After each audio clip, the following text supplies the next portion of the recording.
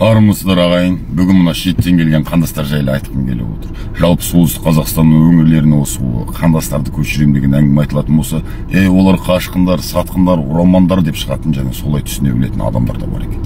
Мына TikTok-тағы видеоларыма жазылатын сондай пікірлер кездесіп қалып жатыр. Жалпы Өзбекстаннан келген қазақты келіп Өзбексің, Қытайдан келген Қытай деп айтатын бауырларыма айтар едім. Алдымен тарихты оқы бауырым, қандай жағдайда қандастардың шетелде жүргенін біліп ал, кейін өз тұжырымыңды айтасың. Қазір мысалы саған өзім білетін деректерді айтайын. Ресейдегі қазақтар мысалы, кеңестік заманның сұрқия саясатының арқасында Ресейге өтіп кеткен бір әжелері бар. Оның бірі Қазақстанның 1919 жылдан 1922 жылдардағы алғашқы астанасы болған Орынбор қаласы. Одан кейін Каспийдің жанындағы Астрахан, Сарытау, Самара, Төмен және Омбы мен Томск. Көршілес Өзбекстан. Төле бидің жатқан жері Ташкентте бір кезде қазақтың Қызылордадан кейінгі астанасы болған. 1922 жылдан 4 сәуірден бастап 22 тамызға дейін қателеспесем. Одан кейін Өзбекстанда қалған қалалар мен аудандар ары айтсақ. Мысалы Ташкент. Ташкенттің маңайындағы Шыршық, Бостандық, Чынас, Қабырай, Ангрен, Қазалакент деген ауылдар кезінде қазақ ауылдары болған десек. Одан кейін Сырдария аумағындағы Гүлістан, Бақты, Алмазар, Жаңауыл, одан кейін Жызақтағы Достық пен Фарш, Бостан, Галарал, одан кейін Науаи. 1982 жылы облыс атағын алған айтпақшы Науаи. Оғанға дейін ол Бұхара облысы болған. Сол Бұхара облысындағы Канимех, Нұрата, Зарапшан, Үшқұдық, Тамды деген жерлерде қазақтікі. Жалпы Науаи облысындағы Нұрата кентінде кіші жүздің биі Әлтеке би жатыр. Одан кейін берірек айтсақ Қарақалпақстан. Қарақалпақстандағы Қожелі мен Тахиятташ, одан кейін Тақтакөпір, Қоңырат сынды елдер қазақтікі болған. Одан кейін мұна Қытай еліне Сталиннің сыйға тарта салған жерін ойласаң жүрегің одан сайын ауырады. Алтай өңірінің бәрін тұтастай кесіп бере салып сол жақтағы қандастарымыз шетелдікке бірден айналдыра салған. Осылай етіп Қазақстан жерінің өте көптеген аумақтарын бөліп беріп жіберді. Ол жерлерде тұрып жатқан қазақтар өз ата баба қонысында тұрып отыр жалпы. Өзінің туған жерінде отыр.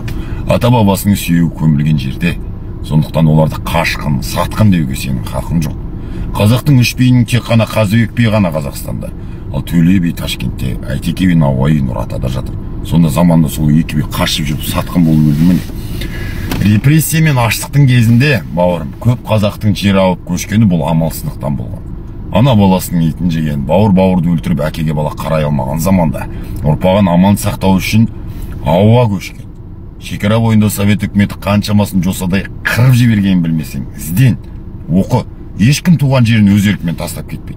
Жол бойынша қаншама басқыншылыққа тап болып, Түркменстан, Тәжікстан, Ауғанстан, Түркия, Иран, Индияға дейін, сонау тіпті Европаға дейін жеткен адамдар бар. Босып. Елде қалған қазақтар мықты, олар сатқын демес бұрын ойланғаным жөн. Репрессия кезінде қазақты сатқан. 1962 жылға дейін Қазақстанда қазақтардың үлесі өте аз болған мысалы. Кеңес үкіметіне жұмысшы болу керек болып, шекарасын уақытша ашып Қытайдан неше мыңдаған қазақтар елге қайтып өткен. Шекараны бірақ жауып тастаған. Сонда арғы жақты өте алмаған қазақтарды Қытайлар әскермен қайтарған. Елге өте алмай ел майлап жылаған халықтың көз жасы көл болған екен. Өз ата қонысын тастап неге Қазақстанға келгісі келді олар? Өйткені оларда елім, ұлтым деген сезім бар.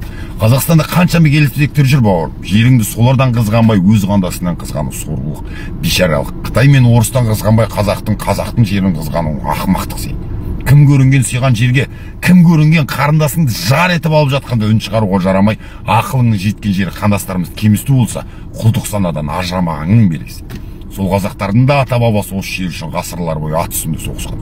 Сондықтан қандастарымызды біз сияқты Қазақстанды өз отаным, атамекенім деуге толық қақысы бар. Олардың ата бабасын аққан қаны мен тамған тері де бар бұл жерде. Жалпы негізі мына қазақ осы әлемдік жаһандану заманда ұлт болып қалу үшін барынша күресіп жатырмыз да біз. Қазақылық бойларында сақталған, кеңестік құлдық санада болмаған, дәстүріміз бен тіліміз сақталған қандастарымыздың елге келуі біз үшін үлкен көмек.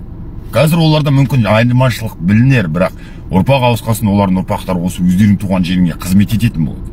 Қазақстандағы өз тілін білмейтін, салт дәстүрін менсінбейтін, түрлі діни жаңағы нелерге кірген қуғынбайлар, қазақша сөйлемейтіндердің жанында бұлар бар ғой, өте бір мықты көмек болып есептеледі деп ойлаймын. Жалпы мына сен южан, сен северянсың, сен қандас мандас демей, бәріміз бірге болайық, бәріміз бір қазақпыз, бәріміз бір тудың астында жиналайық ағайын. Бар болыңыздар. Қолдасаңыз барынша лайк басып, пікір жазып, қолдау жерлеріңізді сұраймыз. Ал, тәуекел, теріске